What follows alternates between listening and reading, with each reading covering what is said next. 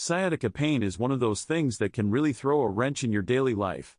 It affects millions of people worldwide, and if you're one of them, you know just how frustrating and debilitating it can be.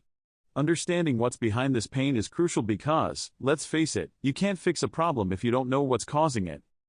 People often think sciatica is just a symptom of aging, or that it's always caused by a herniated disc.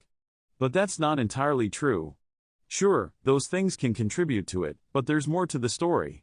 This misunderstanding leads to a lot of trial and error with treatments, and that's not only frustrating but also a huge waste of time.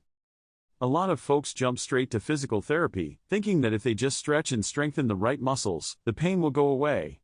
And while that can help in some cases, it's not a one-size-fits-all solution. Others might think surgery is the quick fix, but that's a much bigger step than necessary for many people. The thing is, without pinpointing the exact cause, you're basically shooting in the dark. And that's why so many people end up suffering for way longer than they need to.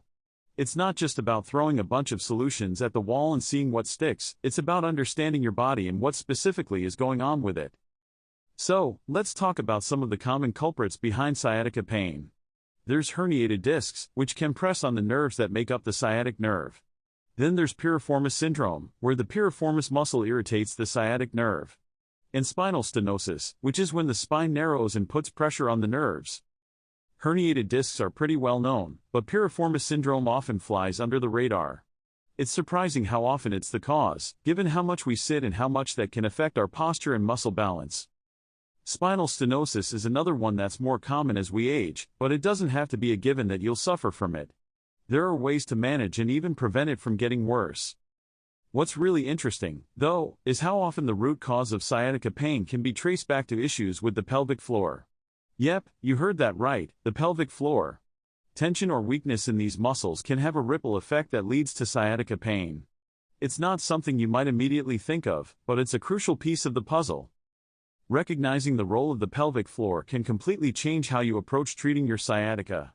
Instead of just focusing on the lower back or the legs, you're looking at the problem from a whole-body perspective.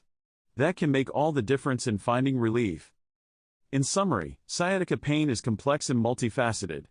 It's not just one thing, and there's no single solution.